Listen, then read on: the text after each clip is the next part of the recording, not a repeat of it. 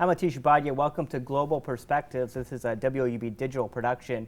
We're here talking with Basil and Kati, two students from Syria doing their master's program here at OU. They're going to give us their perspective on events happening in Syria, especially in light of the current events in regards to possible military action by the U.S. government. Welcome to both of you. Yeah. Thank you for talking to us. Thanks. So, you guys have been here for about a year. You were in Syria when the conflict started. What was it like a year ago? So, for me, like as a young lady from Syria, I think that in the context of the Arab Spring, what happened in Syria in the beginning was social movement, demonstration for change, for human rights. It began in a little town in Daraa, south of Syria. It's like the environment similar to Ohio. Few children, 15 years old, like they were inspired by what happening in Egypt and Tunisia, and they write some logo on their school's wall, like freedom for Syria, social justice, like something like that. And then the security forces put these children in jail. They torture them. And after that, their families start to go in demonstration because they want their children back, but the security forces refused that. And later, young people and other activists and ordinary people in Damascus, in Homs, and in other cities and towns start to go in demonstration in solidarity with the children and their family in Daraa. But the regime reaction was not like to do any political reform, but it was a very military reaction. And later on, like after 6 months, some of the people who used to go in demonstration start to hold arms because they were hopeless. And it's like kind of snowballed from here there. going to be a very complicated civil war conflict. Mm-hmm. What is it, we hear in the media, that the president's considering military action, and there's questions about do we arm the rebels, and then some of the questions are, who are the rebels now? There's so many different factions that seem to be, outside factions maybe coming in, and the regime says that they're fighting outside terrorists that have come in, and that's what's happening on the ground. Is it something that has become much more complicated, where there was 1 to 2 parties, sort of the opposition and the regime forces, and now there's so many other groups sort of lumped into the opposition that you don't know who's who? Actually, it's an important question. The answer of this question was different in the first year of the uprising from now. And this is what make any potential attack or strike would be unpredictable. I mean, the consequences, you can't guarantee anything. If you want to just strike, you think, what's next? What you have? If you want to dig up a hole, so who's going to fill it? So now the complication in Syria that we have a variety of fractions of part of Free Syrian Army. Most of them are Syrian civilians, and other defected soldiers or officials. But there is now major groups who are jihadis, and another branch of Al-Qaeda called Daesh now, and Jabhat al-Nusra. They are dominant, and they start to swallow the small parties of the Free Syrian armies, because they are well organized. They took lessons from Iraq and from Afghanistan. They are furious fighters, so they actually also attack the opposition and the regime. So because it's the matter of power. So the question is, if President Obama decide to attack Syria or did that strike, okay, that means, as phrased by Robert Fisk, that means that President Obama is fighting with Al-Qaeda. So that makes sense or not? So of course, Assad regime should be punished for using chemical weapons. But of course, we need a proof. But the brutality of the regime after 100,000 of victims need no proofs. You can see, footage about attacks by bomb, air jet, and whatever, all the heavy metal, all the heavy weapons against the people. So you need sometimes no proof to, but of course the question about using chemical weapons, that, it's very essential for the political and on international relations, because if they will be tolerant with the Assad regime, so that will encourage another terrorist group in any part of the world to use this chemical without any kind of punishment. So it's really complicated, right? It's almost that should the United States have intervened earlier? Yeah. When the equation on the ground was simpler. Yeah, with but less party.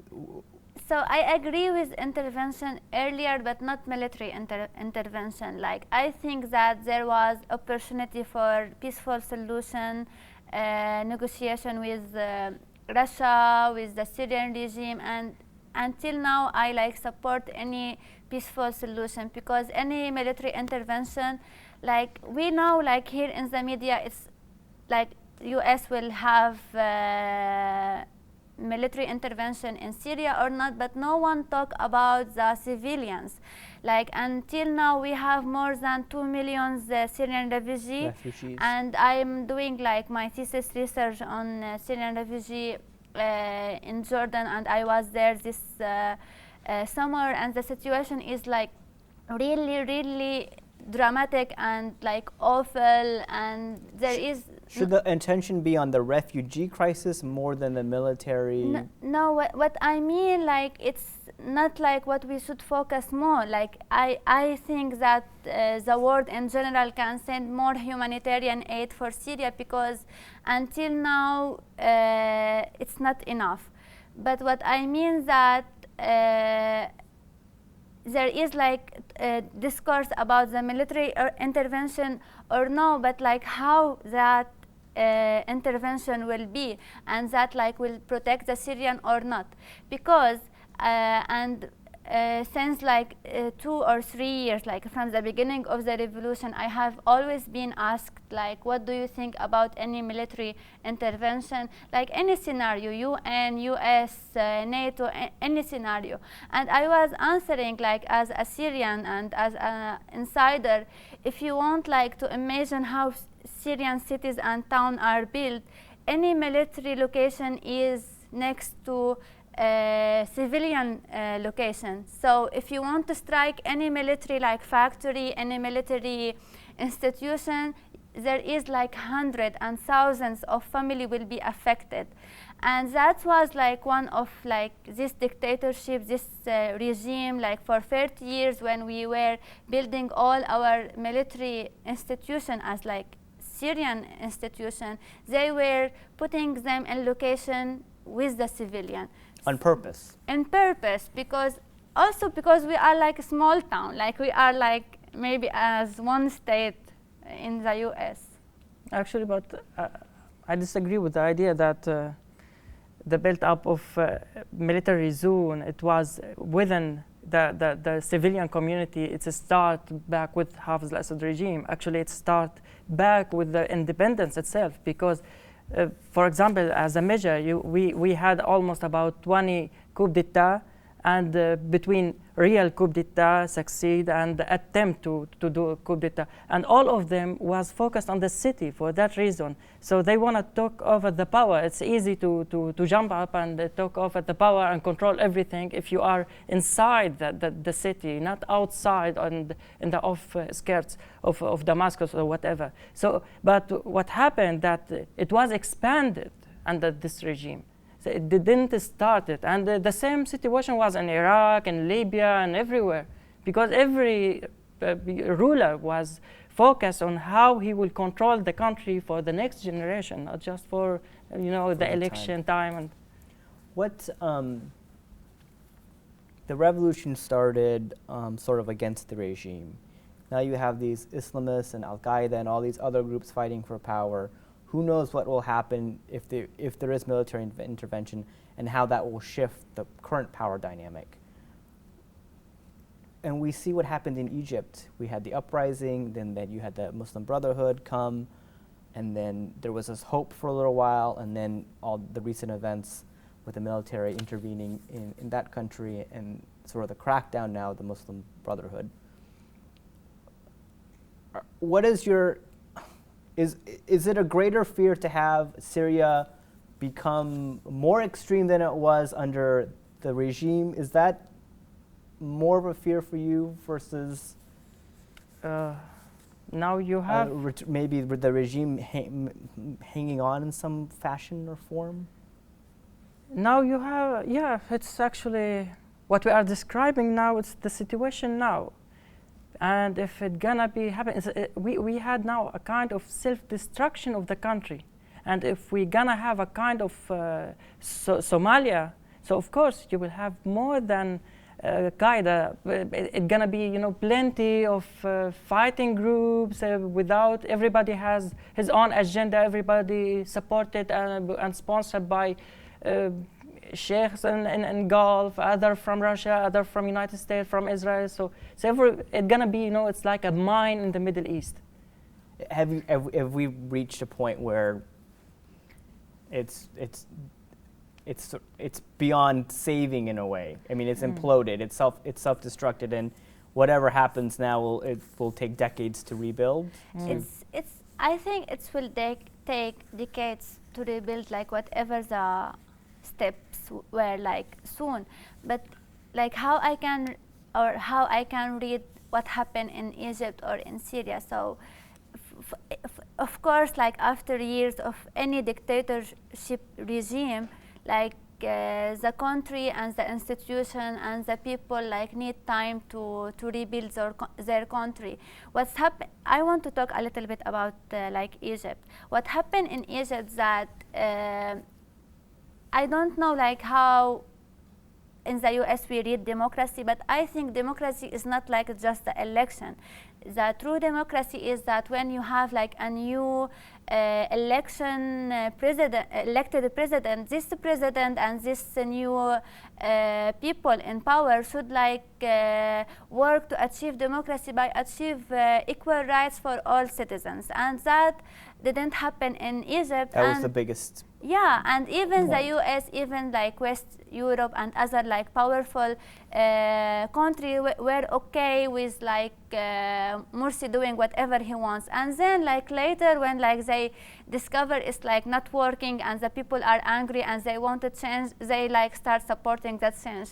The thing is that like we have as a powerful country, if we want to intervene in other countries, we have like to think from the beginning that we want to support the human rights agenda, but that will never happen because every country seeks for its own power and for its own interest. And now the US discourse is that they want to intervene in Syria not just for the chemical weapons, but because they want like to protect the US interest. So we are not talking about human rights, we are not talking about protect the civilians, we are just having this political discourse about our own powers. We're giving lip service to those ideals, but we're not acting in those ideals. We're saying human rights, we're saying democracy, we're saying freedom for the people of Syria from the regime, X, Y, and Z, but we're not, that's just empty words. And our main motivations, or you read the main motivations of the United States as like because if you really wanted to intervene for like protecting the civilians and for human rights issue, you will intervene from earlier in like more peaceful ways, not than like now talking about military intervention. And God knows what like will happen with all these like jihadists that came to Syria. And how these jihadists came to Syria, no one knows, because in Syria like we have religious people, but we never like had this jihadist mentality. Like, could it be a result of what happened in the United States, a repercussion of what happened in Iraq and Afghanistan, in terms of the United States' actions there, and a reaction to by those who hold more of a radical view, and they're like, well, let's go. It's not just that. I think it's a deeper question, because we remember when we were in Syria that Assad's regime want to represent himself as doing reforms. I mean, in the beginning, after 1 month or 2 months. So he set free all the political detainees, but he kept all the civilian or the leader of civil movement, and he set free all the gangsters, those who fought in Iraq. And there was surrender after that there was a trade between United States and Syria, secret, the flight story. So he just set them free because he knew that all of them are leaders. So after a while, they were able to militarize the movement, especially in northern, because they are expert how to penetrate the border between Syria and Iraq and between Turkey and Syria. So now they are affected, and they commit many crimes actually. But it's not, when you are civilian and just pick up a Kalashnikov and go, there is about 70% to get killed actually, because you didn't practice, you have no experts. But they are actually professional. So what he did, he set them free, opened the borders for them. After that, we have the people, I mean the civilian movement was just stuck between two sides. One who want to support the regime, but they are part of the opposition, and they want the movement to become armed. But in that way, you will have, influential. You have intervened, because if I pay you, I give you money to buy Kalashnikov. After that, I can, have control over you when I can have control over the bullets. So they changed. They have the Syrian National Council because they want another form or model or type like the Libyan style. And after that, they changed the flag. It's exactly what's happened in Libya. And we start to have like the people divided. We have pro-regime and we have the opposition. So we have two flags, we have two armies, and we have two countries. So that affects now. So what happens? What's the future for your country? So the future is complicated. like everything in the I'm like sorry to laugh, but like we have this proverb or like this saying in Syria. So it's like you laugh because it's like a huge tragedy, and really there is like sometimes no solution. But what happened in Syria that I told you like how the revolution started in the beginning, like ordinary people, young people, demanding for human rights, for justice. And even at the beginning, no one asked like the current President Bashar al-Assad to leave. Like people didn't want him to leave, they just wanted justice. Okay, and that didn't happen. But why I'm like against any military intervention or any like violent solution for the conflict? Because violence will always bring more violence and more destruction. And now if you look at Syria, just the radical crazy people who are like believe in violence are fighting each other, and the young people were displaced and were forced to go outside Syria. Either they are like in the prison, and we have a lot of friends until now in jail, and we lost a lot of friends in the current violence in Syria. Or they are like in France, in other Western country as political asylum seekers. So the people who believe in peace are outside in Syria, and the people who believe in violence are inside Syria. So if we will bring more violent solution, what will happen? There will be like no more Syria anymore in this globe. Is that your greatest fear? Yeah, my greatest fear is that just like the poor, just the ordinary people who didn't have like money to leave the Syria are still there. and they are stuck with like two groups of fighters who just believe in violence and just like seek for political power. And now if we will send also like military intervention, so more people will die, more people who don't have money to leave the country will die, or we will have like a huge we have huge refugee crisis, but we will have maybe like, I don't know, maybe most Syrian will be refugees soon. That greatest fear? My greatest fear actually started a long time ago, when because part of our memories as Syrian, actually we just lost it, because there is many places now, if we decide to visit again, we will see nothing, just traces. So yeah, it's a tragedy because you are living with your memory, and when you are trying to remember something, some sweet, memories with your friends, and you will find part of your friends just died, other in prison, and other left the country, and the place itself destroyed. But I hope always there is a moral pretext to intervene in Syria. If that gonna be happen, so the real intervention should be that force both sides, I mean the regime and the oppositions, by the sponsors, and to go for diplomatic conference in Geneva. The negotiation is the only solution for the civilian, for the sake of the civilian. But for the Lord of the war, of course, the war is the solution. Yeah. Okay, Basil, Kati, thank you. We're going to have to wrap up. Thank you so much for coming and speaking with us today. You've been watching Global Perspectives, a WUB digital production. Catch us next time. Thanks.